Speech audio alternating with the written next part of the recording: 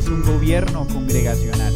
El pastor Wilmer de Neiva el domingo pasado nos ayudó de una forma muy sencilla a tener una idea muy exacta de lo que entendemos por gobierno congregacional. Y como lo hemos estado repitiendo durante todo este estudio, una de las causas que ha causado un gran mal a la iglesia en los últimos años o en las últimas décadas no solo son los asuntos doctrinales. Entendemos que es la prioridad, pues es solo por la sana doctrina, por la predicación fiel de la Escritura, que una persona verdaderamente va a poder ser salva y santificada. Pero un mal gobierno de la iglesia también causa muchos estragos, porque podemos tener una muy buena doctrina, pero si tenemos una mala administración de las llaves que el Señor dio a la iglesia, pues eso va a traer un gran mal. Como iglesia, entonces, hemos entendido el deber y la importancia de que los miembros de la iglesia, los asistentes de la iglesia, puedan tener una forma clara de cómo vemos en las Escrituras Dios ha establecido el gobierno de la iglesia, cómo quiere que funcione la iglesia. Es por eso entonces que en este estudio hemos llegado a una premisa específica. Creemos como iglesia en el gobierno congregacional. Pero este entendimiento del gobierno congregacional no lo hacemos con un espíritu hostil, arrogante, ni menospreciando a aquellos que consideran adecuadas otras formas de gobierno. ¿Sí? Hay iglesias que tienen gobiernos de ancianos y en su ejercicio lo han hecho muy bien. Tenemos los hermanos presbiterianos que entienden el gobierno de la iglesia a través de un presbiterio y muchas iglesias han avanzado bien. No por ello podemos desestimarlas, pero como iglesia local creemos que aunque este no es un asunto que debe dividir la unidad del cuerpo, sí es necesario tener claro por qué creemos en esta forma de gobierno y por qué consideramos es una forma saludable y orgánicamente perceptible en las Escrituras, sin necesidad de hacer maromas exegéticas ni asumir esfuerzos significativos. Podemos ver cómo el Señor salva pecadores, los une, los hace miembros de su cuerpo y cómo la iglesia luego identifica o reconoce a sus pastores. Esa es la forma que vemos en la iglesia. Vemos que la Escritura nos muestra que primero nace la iglesia y luego nacen los pastores, no pastores haciendo nacer iglesias. Los únicos que vemos en la Escritura que ejercieron ese rol fueron los apóstoles. Ellos como comisionados especiales fundaban iglesias, pero luego de fundar la iglesia, comisionaban a la iglesia para que ellos reconocieran a sus ministros, pastores. Eso es lo que vemos en el modelo congregacional. Hoy vamos a hablar entonces de la independencia que hay en el manejo adecuado de estas llaves, la independencia que tiene el objeto receptor de dicha autoridad, es decir, la iglesia. ¿Sí? No olviden, no sé si tenemos la imagen de pronto a la mano, pero como lo vimos en nuestras clases anteriores, creemos que Dios en su soberano poder, como autoridad absoluta, entrega las llaves a la cabeza. ¿Quién es la cabeza? Cristo. Y Cristo como cabeza y autoridad absoluta de su iglesia, ¿a quién entrega esas llaves? A los apóstoles, ¿cierto? Los apóstoles en esa autoridad apostólica en representación del pastorado y de la iglesia distribuyen esas llaves ¿a quién? A los pastores, ¿cierto? Obispos o ancianos, que es sinónimo, y a la eclesía y a los creyentes. Y esas dos llaves entran a la puerta de manera simultánea para que ésta pueda abrirse, es decir, para que ésta pueda avanzar de manera sana y saludable. ¿Y cuál de estas dos llaves es más importante? Las dos. porque una no puede existir sin la otra, o al menos no de manera saludable. Pueden haber iglesias donde los pastores ejercen el uso de la llave y la iglesia no usa la llave que le fue entregada, sí, pero eso no la hace saludable. Hay iglesias donde la asamblea ejerce la llave de su libertad y la autoridad que en un sentido esta llave también le da, y los pastores no administran su llave. ¿Existen? Sí. ¿Son saludables? No, porque la salud de la iglesia está relacionada directamente a que ésta funcione en los términos que Dios ha establecido. Entonces no pierdan de vista que la máxima autoridad de la iglesia es Cristo, que los apóstoles en esa investidura especial y excepcional que ha quedado atrás, porque en este tiempo existen los apóstoles, no delegaron esa autoridad a la eclesía y a los pastores. Veamos entonces, si el Señor Jesucristo es la cabeza de la iglesia, el receptor del poder soberano de las llaves. ¿Qué entienden ustedes por poder soberano? Está por encima de todos, no hay nadie por encima de él, es el único que ¿qué? Puede regular, legislar o determinar cómo funciona la iglesia. ¿Quién entonces tiene poder soberano sobre la iglesia? Cristo. ¿Quién tiene entonces poder soberano sobre las dos llaves? Cristo. Cristo es quien determina cómo los ancianos deben administrar la llave que les es dada, y Cristo es quien determina cómo la iglesia administra la llave que le fue dada. ¿Quién? Cristo. Vean conmigo, por favor, Apocalipsis 3:7. Hermoso pasaje este. Apocalipsis 3:7.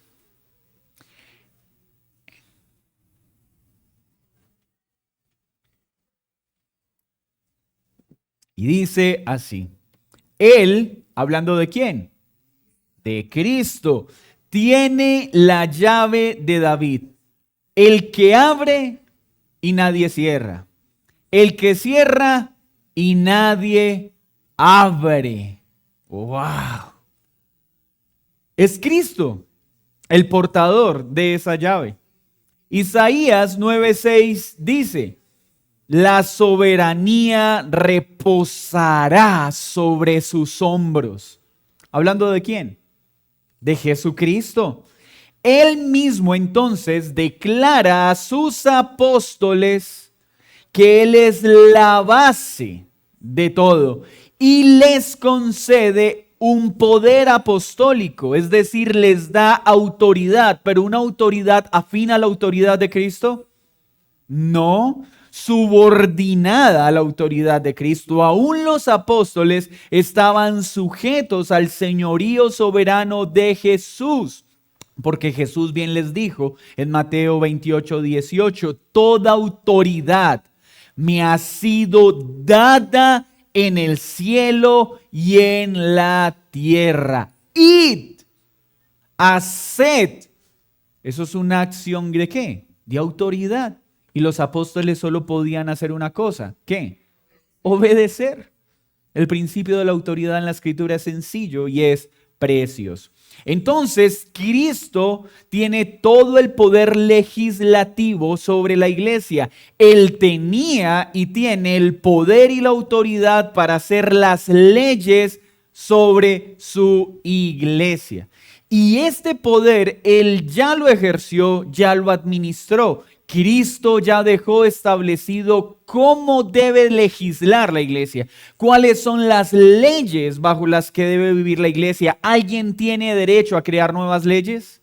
¿Alguien tiene derecho a cambiarlas, a modificarlas? No, porque Él como máxima autoridad, Señor soberano y gobierno de la iglesia, estableció la legislación de su iglesia. El poder derivado, dice Cotton, a otros es solo para publicar y ejecutar sus leyes y ordenanzas y velar para que se guarden. Entonces, el receptor de la máxima autoridad sobre la iglesia es Cristo, y en ese ejercicio de autoridad, Él confiere un poder derivado o delegado. ¿Creen ustedes que una autoridad puede delegar autoridad sobre otros? ¿Cierto? Delegamos la autoridad, pero no la responsabilidad. Cristo delegó la autoridad sobre los apóstoles, posteriormente sobre los obispos y la iglesia, aunque Él la delega, ¿quién sigue siendo la máxima autoridad? Cristo. Y estos que reciben esa autoridad solo tienen las siguientes funciones: publicar las leyes que Cristo dio a la iglesia, ejecutar esas leyes y esas ordenanzas y velar para que se guarden. Entonces, tanto los pastores como la iglesia tiene el deber de publicar, ejecutar y guardar sus leyes y sus ordenanzas. Sencillo resumen de todo este estudio. Esas llaves de autoridad que Cristo nos ha delegado tienen como propósito que nosotros publiquemos, ejecutemos y velemos para que se guarde ¿qué? Sus leyes y sus ordenanzas. ¿Dónde están sus leyes? En la santa, preciosa y gloriosa palabra de Dios. ¿Dónde están sus ordenanzas? En la santa y preciosa palabra de Dios. Y aprovecho para hacer un repaso de cosas que hemos visto. ¿Cuántas ordenanzas hay en la Biblia? ¿Cuáles son? El bautismo y el matrimonio. Ah, muy bien. El bautismo y la santa cena del Señor son dos ordenanzas. Y la iglesia debe velar para que se ejecute como Él lo determinó por quienes Él lo determinó. Salmo 19:7 dice, sus leyes son perfectas. Hermanos, en la ley de Dios no hay imperfección. La imperfección está en nuestro corazón afectado por el pecado, que no quiere obedecer lo que sus preciosas leyes enseñan. Y estas preciosas leyes, como son perfectas, ¿qué hacen al hombre que las guarda? Que sea perfecto para toda buena obra, segunda de Timoteo 3:17, porque la palabra de Dios, que es inspirada por Dios, es útil para redarguir, para instruir, para corregir en toda justicia. ¿Qué hace en la vida de aquel que la guarda? Lo ayuda a que sea perfecto para toda buena obra. Mis hermanos, todo nuestro ejercicio va a ser efectivo según el nivel de fidelidad a la ley perfecta de Dios. Y cuando hablo de ley, para este punto, sé que me están entendiendo que no estoy hablando de las leyes civiles, ceremoniales, sino de los preciosos estatutos que Dios ha establecido en su palabra a través de ella para guiar y regular a su pueblo. Su preciosa palabra y sus preciosas instrucciones para todo su pueblo. Entonces, si Él, siendo la autoridad máxima, ya dio la legislación, estableció los límites de esa legislación, ¿necesita que se agregue algo? ¿No creen ustedes que pues los tiempos van cambiando, el hombre va evolucionando, los tiempos son diferentes y hay cosas que deberíamos ajustar a la ley de Dios en pleno siglo XXI que antes tal vez no se tuvieron en cuenta?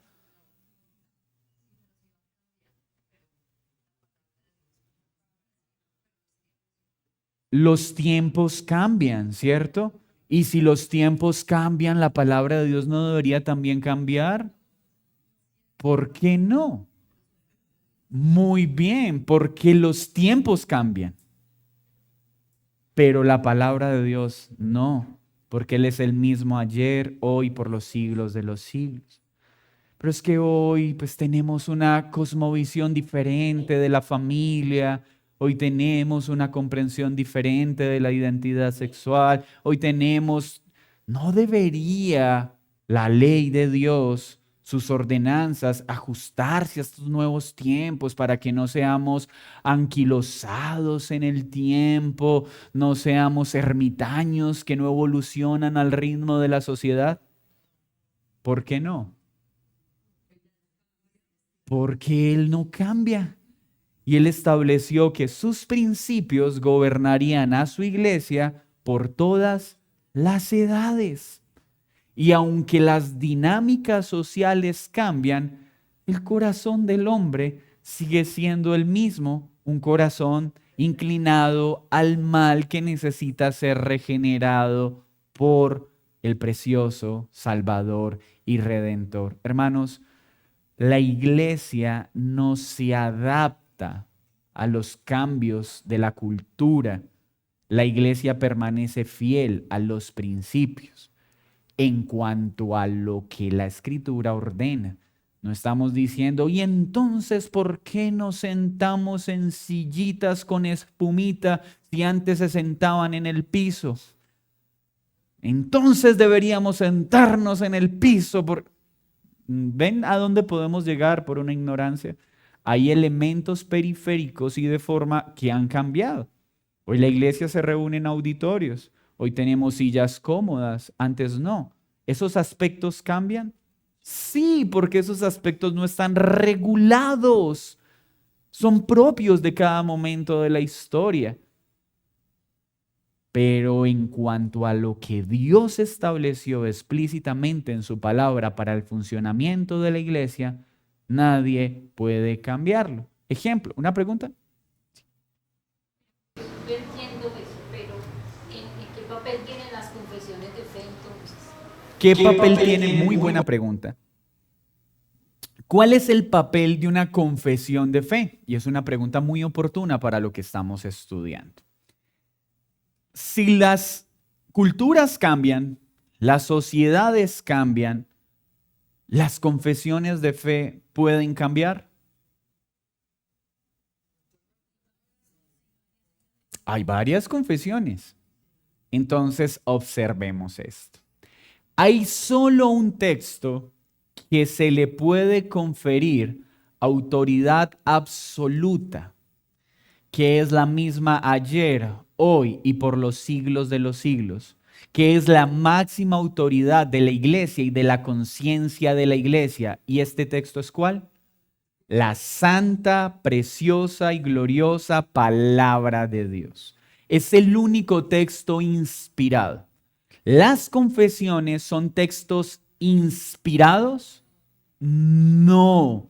Son textos que contienen verdades que están en la palabra infalible e inspirada de Dios para establecer un cerco de protección a la iglesia.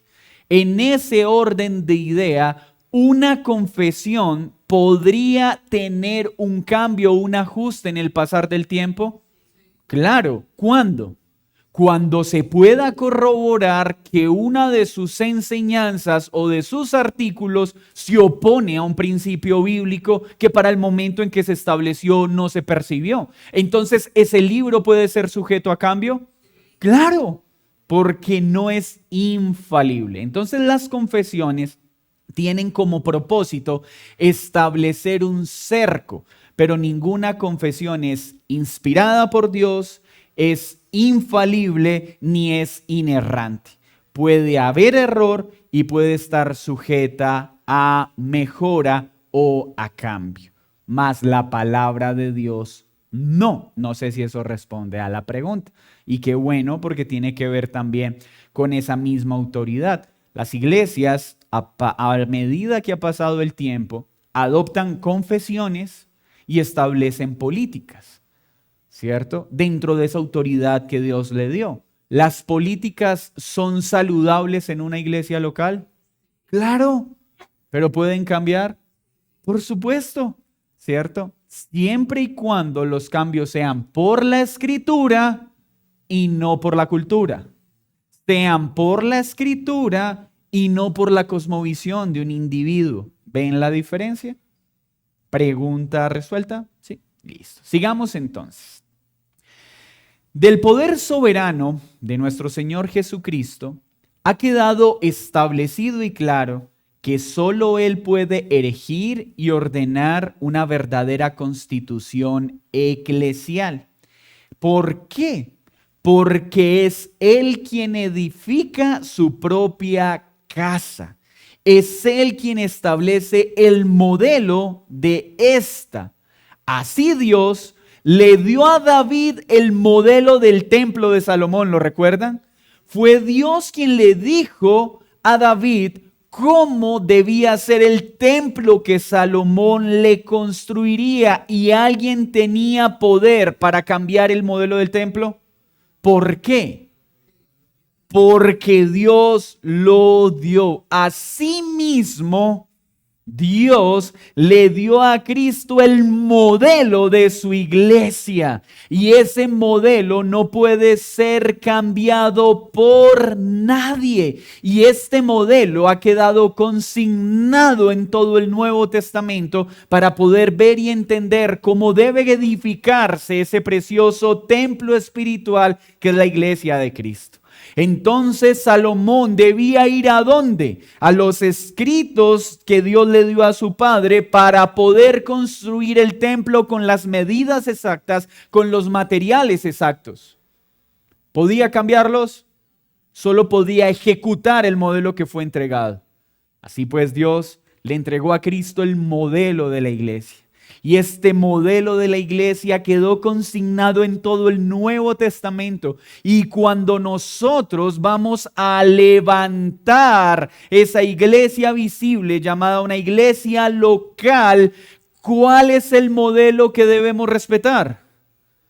El que está en la Escritura, porque no nos fue dada la oportunidad de cambiarlo, de modificarlo. Si queremos ver el templo cómo debía ser construido, vamos a Crónicas. Si queremos ver una iglesia local cómo debe verse y funcionar, vamos al Nuevo Testamento. Y no tenemos oportunidad ni derecho de cambiar ese modelo. En el Antiguo Testamento, la iglesia o el pueblo de Dios, recuerden, eclesía, la asamblea del pueblo de Dios que se reunía, era de carácter nacional. ¿Lo recuerdan? Nacional se refiere a un pueblo. ¿Quién era ese pueblo? Israel, el pueblo judío, ¿cierto? Y esa asamblea era el pueblo de Dios. En el Nuevo Testamento, ese pueblo es la congregación de los santos, que se reúnen en un cuerpo visible llamado iglesia. Y esta iglesia se reúne para cumplir el modelo que Cristo estableció. Esa es nuestra tarea. ¿Qué debemos hacer en la iglesia? Lo que la cabeza ha ordenado, se enseñe, se ejecute y se guarde. No es más. Del mismo poder soberano proceden los oficios o ministerios en la iglesia, los cuales han sido ordenados por Él.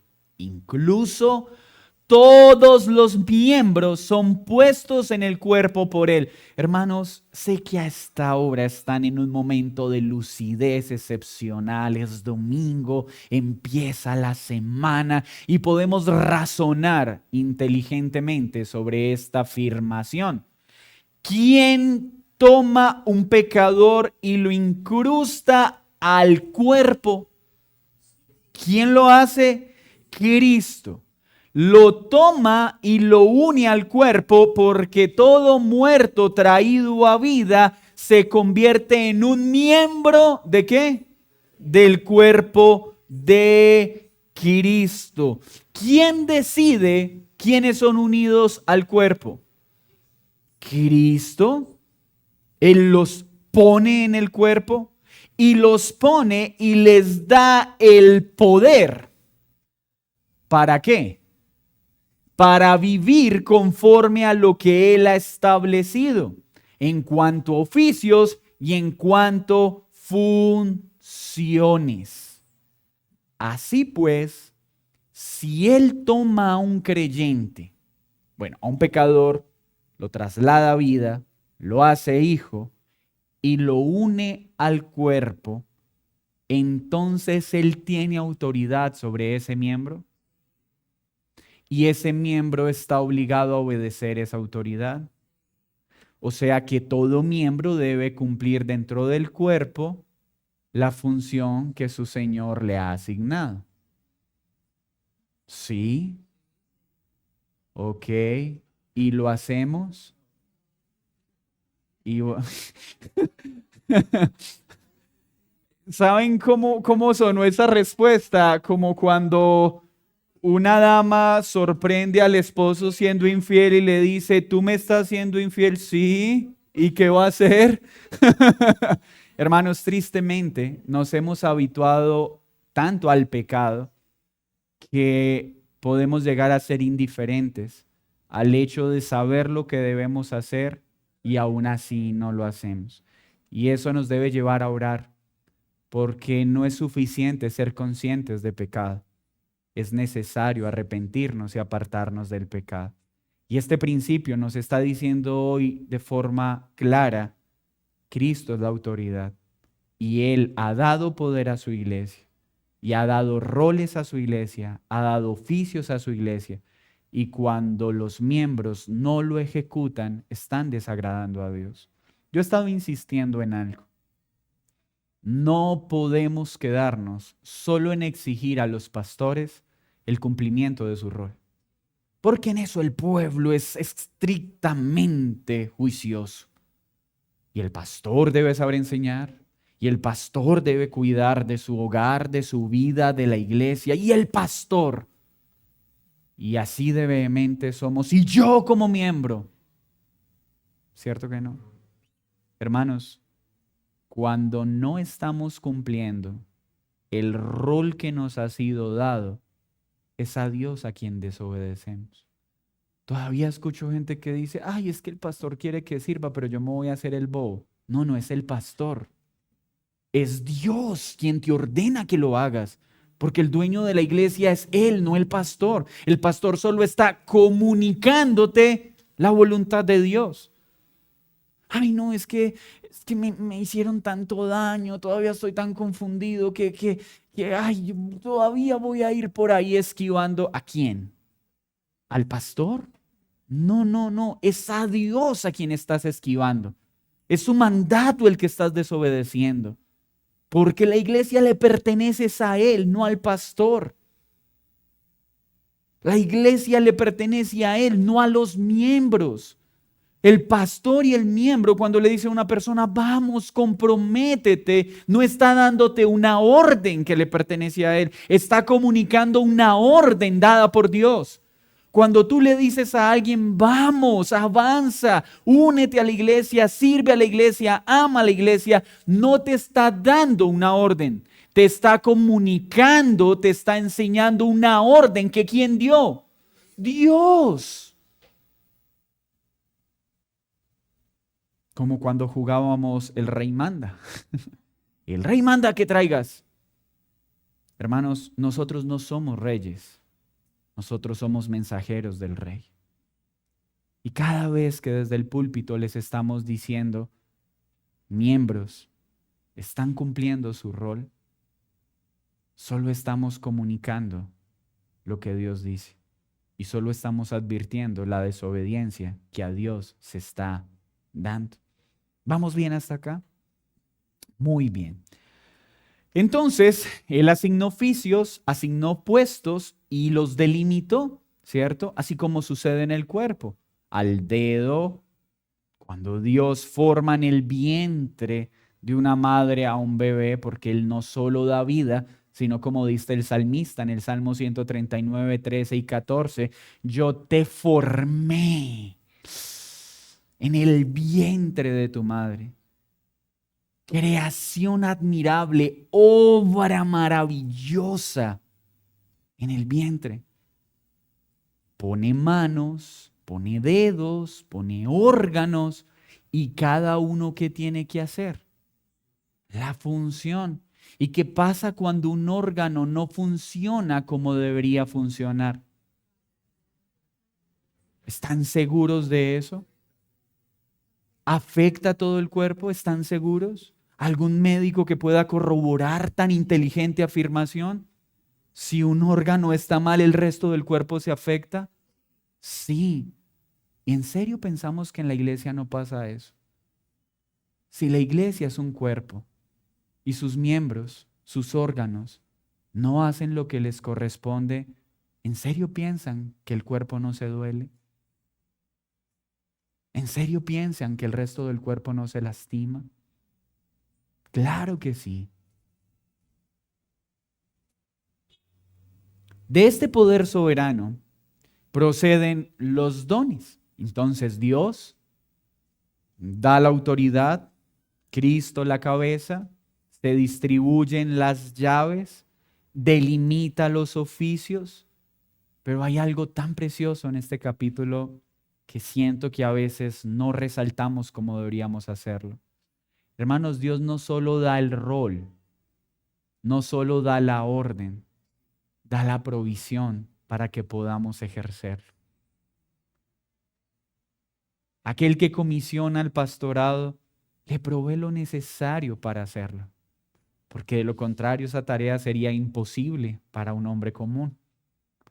Pero a cada uno de sus miembros les da su espíritu, al igual que a los oficiales, para cumplir el rol que le ha sido asignado en el cuerpo. Así que la Escritura no solo nos muestra lo que tenemos que hacer, la Escritura nos asegura que Cristo nos ha dado a través de su Espíritu todo lo necesario para hacerlo. Entonces no es falta de recursos, es falta de fe y obediencia. Pero es que yo no sé aconsejar. Está bien, ejercítate, porque tienes el Espíritu de Dios que te va a ayudar a crecer, te va a asistir para que puedas hacerlo. Es que yo no sé servir.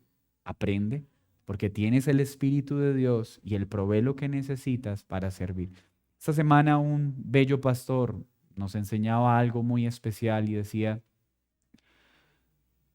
en esta sociedad especializada, donde se le ha enseñado a las personas, debes hacer lo que te gusta y aquello para lo que eres bueno, ha hecho un gran daño a la iglesia. Porque parece que la iglesia, sin darnos cuenta, ha adoptado estos lemas. ¿Y en qué quieres servir? ¿Y en qué sientes que eres bueno? Y no está malo en sí mismo, por favor, no me vayan a malinterpretar. Pero este pastor nos decía algo. La iglesia no puede funcionar así. Los miembros maduros deberían estar tan atentos a lo que pasa en la iglesia que cuando ven una necesidad, pastor, esto a mí no me gusta hacerlo. No sé cómo hacerlo, pero mi iglesia me necesita y voy a hacerlo hasta que haya alguien que tenga la habilidad para hacerlo. ¿Qué diferencia? No es que no es si me gusta. Es que mi iglesia tiene una necesidad. ¿Cómo la suplo con los dones y los talentos que me has dado? Pero nuestra sociedad está creciendo bajo lo que te gusta y lo que te hace feliz. ¿Por qué renunciaste del trabajo? Es que no me siento feliz y en busca de la felicidad. No, nosotros no estamos acá para buscar la felicidad. La felicidad es parte de nuestra vida, no la meta de nuestra existencia. Y vas a tener a veces que enseñar a niños aunque no te guste. Vas a tener que barrer aunque jamás pensaste en que cogerías una escoba. Porque hay algunos que parece que la cigüeña los iba a llevar para la realeza y los dejó caer en Colombia. Y no cogen escobas, no cogen traperos, porque es que yo nací en el país que no era. No, hermanos, todos debemos aprender a hacer de todo. Y no es si me gusta, es si amo.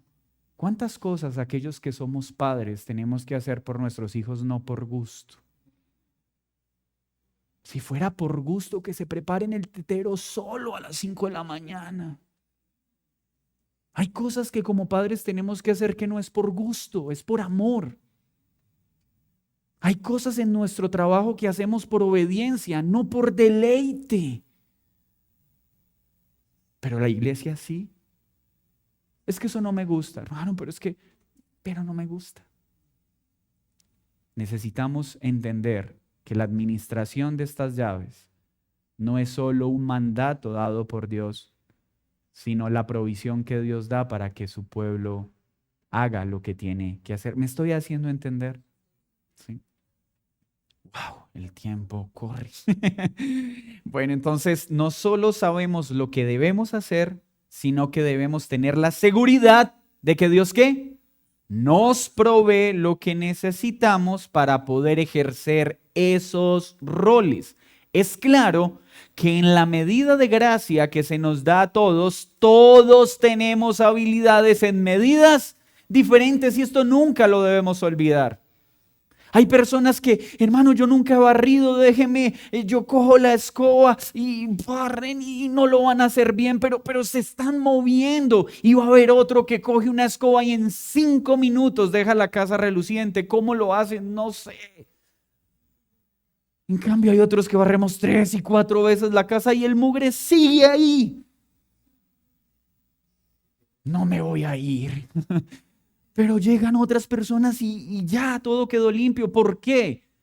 Porque Dios a todos les ha dado una medida diferente, una habilidad diferente. Ya lo hemos visto, unos para aconsejar, otros para administrar. Hay veces que uno tiene que tomar unas decisiones económicas. Señor, estoy confundido. ¿Me voy caminando o me voy en bus? Y estamos ahí paralizados. Hay personas que todos los días tienen que tomar decisiones que implican millones, que implican familias y las toman en 5 minutos con agilidad. ¿Por qué? Porque hay habilidades diferentes. Pero que yo no tenga la habilidad no significa que no voy a haber la disposición a hacer aquello que el cuerpo necesite, aun cuando yo no sea bueno para eso. ¿Qué diferencia, cierto?, entre lo que el mundo enseña y lo que la iglesia debe enseñar. Todos estos tesoros, sabiduría, conocimiento, gracia y plenitud, están en Cristo. Y cuando estamos unidos a Cristo, Él los da a su pueblo. De este poder entonces procede la potestad, la eficacia, la bendición espiritual para administrar los dones de Dios, los oficios de Dios y los puestos que Él ha establecido en su cuerpo para la reunión de los creyentes, para que nos edifiquemos unos a otros, el perfeccionamiento de su amada hasta que seamos más y más como Cristo. Todo esto proviene de Él, por eso debemos desear hacerlo. Es Él quien está. Es Él quien nos moviliza. ¿Qué parte del cuerpo eres? ¿Y qué vas a hacer mientras lo descubres? Porque hay otros que, más conocedores de la Escritura, cuando les decimos, mi hermano, ¿en qué vas a ayudar, pastor? Conforme a la Escritura, estoy evaluando cuál es el don que el Señor me dio y una vez lo descubra, serviré a la iglesia. ¡Uy! ¡Sabiduría! Por poco me persuades. Pastor, estoy indagando qué parte del cuerpo debo ocupar, pero mientras eso llega, ¿qué hago? ¿Qué necesita mi iglesia? ¿Qué necesitan mis hermanos? Todavía no sé para qué sirvo. Acá estoy. Esa es la iglesia. Y ese es el espíritu que necesitamos recuperar en la administración de la autoridad que nos fue dada. Es un tema de disposición, es un tema de humildad, no de falta de recursos. Porque cuando el corazón del hombre se dispone, Dios provee todo lo que ese corazón necesita para obrar conforme a lo que su amada necesita. El beneplácito del Padre, la unión personal de la naturaleza humana con el Hijo eterno de Dios, la compra de su iglesia con su propia sangre y su profunda humillación hasta la muerte de la cruz, han obtenido para Él la más alta exaltación, dice Cotton, ser la cabeza sobre todas las cosas a la iglesia, disfrutar como rey este poder soberano. Hermanos, ¿sabe qué le costó a Cristo recibir el título de la autoridad de la iglesia, de la cabeza de la iglesia? Hacerse hombre siendo Dios. Derramar hasta la última gota de su sangre en una cruz, recibiendo un castigo por pecados que no cometió. Se humilló a lo sumo, a la muerte y muerte de cruz. Y ha sido exaltado como premio y recompensa, como cabeza sobre la iglesia. No nos corresponde a nosotros, según el oficio o el rol que se nos asigne, mostrar gratitud y amor a tal entrega. Hermanos, cuando seguimos evadiendo nuestro compromiso con el cuerpo de la iglesia, con el cuerpo de Cristo, es a Cristo a quien estamos evadiendo. Es a Cristo a quien le estamos presentando las excusas. Es más o menos como esto. Ay, sí, Señor, pues usted murió ahí en la cruz, derramó su sangre. Entiéndame, es que estoy muy triste como para servir. O sea, tiene coherencia. Estoy muy herido, estoy muy cansado, estoy muy fatigado. Hermanos, todo esto son cosas reales y lo hemos hablado tanto. ¿Quién de nosotros no va a llegar con heridas en la espalda de nuestro caminar cristiano? El punto no es si nos van a herir o ya nos herieron. El punto es cuánto tiempo más vamos a usar eso como excusa. ¿Cuánto tiempo más vamos a evadir nuestra responsabilidad en lo que fue o no fue? Si Cristo hizo tal entrega, ¿hay alguna excusa que tenga validez? ¿Acaso tienes en tan poca estima su muerte? ¿Acaso ves tan insignificante el derramamiento de su sangre como para seguir evadiendo tal muestra de amor? ¿En serio hay algo en términos humanos que nos hayan podido hacer, que nos haya podido pasar, como para que podamos decirle a Cristo, mi Señor, no? Creo que es la falta de mirar a la cruz lo que nos hace ver nuestras faltas y nuestros sufrimientos como mayores a los que Cristo vivió en la cruz. Tal vez es la falta de mirar la humillación de Cristo lo que nos hace tener dificultades para humillarnos al servir a otros. Tal vez es la falta de entender la entrega de Cristo lo que hace que aún nos cueste entregarnos para dar nuestra vida en servicio a otros. Tal vez es la falta de comprensión del amor manifestado en esa cruz lo que hace que sigamos aún siendo simples espectadores en el cuerpo de Cristo.